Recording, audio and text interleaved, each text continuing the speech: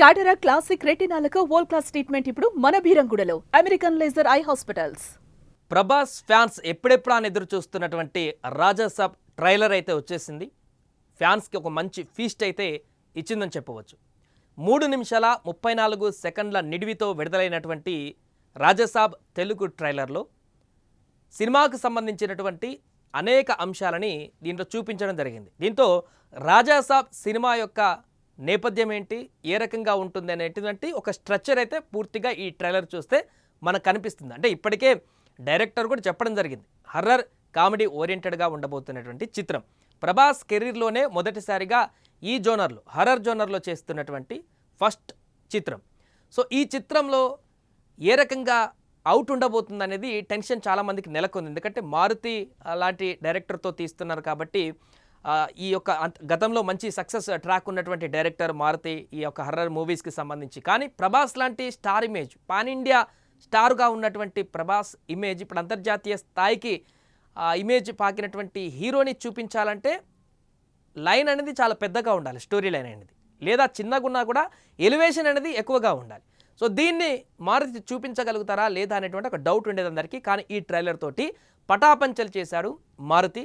చాలా చక్కగా ప్రభాస్ని అయితే చాలా రోజుల క్రితం నుంచి ఫ్యాన్స్ ఏ రకంగా చూడాలనుకుంటున్నారో, ఎందుకంటే ఈ మధ్యలో మొత్తం మాస్ సినిమాలు ఎక్కువైపోతున్నాయి ప్రభాస్కి. సలార్ కానీ కలికి కూడా ఆల్మోస్ట్ కొంచెం ఇది ఉన్నా కూడా డార్లింగ్ని ఏ రకంగా అయితే చూడాలనుకుంటున్నారో లవ్లీగా ఆ కోణం దాంట్లో లేదు.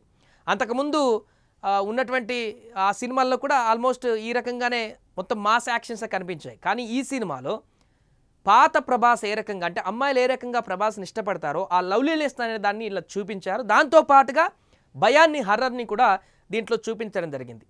అంతేకాకుండా డైరెక్షన్ పరంగా, స్క్రిప్ట్ పరంగా ఇది ఇండియా వ్యాప్తంగా, ఎందుకంటే ప్రభాస్ క్రేజ్ ఇప్పుడు ఇండియా వ్యాప్తంగా కాబట్టి అన్ని భాషల్లో విడుదల కావాలి కాబట్టి అందరినీ మెప్పించేటువంటి విధంగా డిఓపిని కూడా చాలా చక్కగా డిఓపి మనకు కనిపిస్తుంది. కెమెరా టేకింగ్స్ కూడా ఒక సీన్లో దీంట్లో ప్రభాస్ డబుల్ యాక్షన్ అనేది ఒకటి మనకు స్పష్టంగా అర్థమైపోయింది.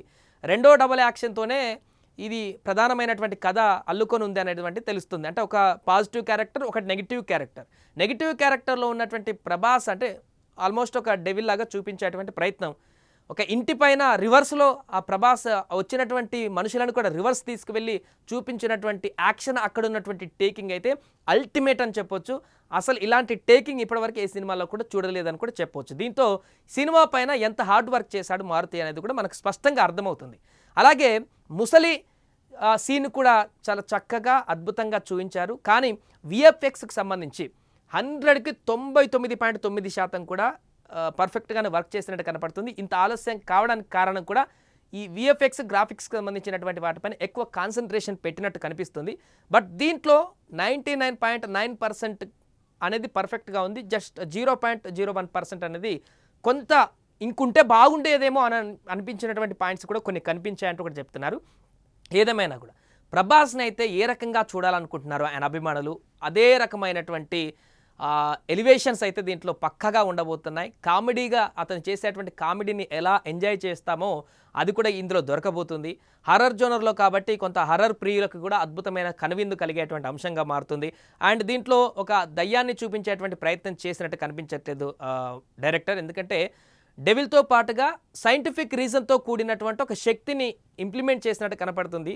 అందుకే ఆ క్యారెక్టర్ని, ఆ నెగిటివ్ క్యారెక్టర్ని ఒక బలంగా డిజైన్ చేసినట్టు కనపడుతుంది. అలా నెగిటివ్ క్యారెక్టర్ బలంగా ఉంటేనే హీరో క్యారెక్టర్ కూడా అంత బలంగా ఉంటుంది ఆ నెగిటివ్ క్యారెక్టర్ గెలిచినప్పుడు. కాబట్టి స్టోరీ లైన్లో, స్క్రిప్ట్ తీసుకున్నటువంటి లైన్లో ఈ ట్రైలర్ చూసిన దాన్ని బట్టి చూస్తే అయితే ఎక్కడ కూడా బోర్ లేకుండా, ముఖ్యంగా థియేటర్కి వచ్చినటువంటి ప్రేక్షకులకి కామెడీ, ఎంటర్టైన్మెంట్ లేదా ఎలివేషన్స్ సినిమాను చూసి ఆనందించేటువంటి పరిస్థితి ఈరోజు ఉంది. కాబట్టి ఇక్కడ కామెడీ, ఎంటర్టైన్మెంట్, ఫ్యామిలీ అందరూ చూసేటువంటి ఒక అద్భుతమైనటువంటి మూవీ ప్రభాస్ ద్వారా మనకు ఫ్యామిలీ ఆడియన్స్కి దక్కబోతుంది దీని ద్వారా అని కూడా చెప్పవచ్చు.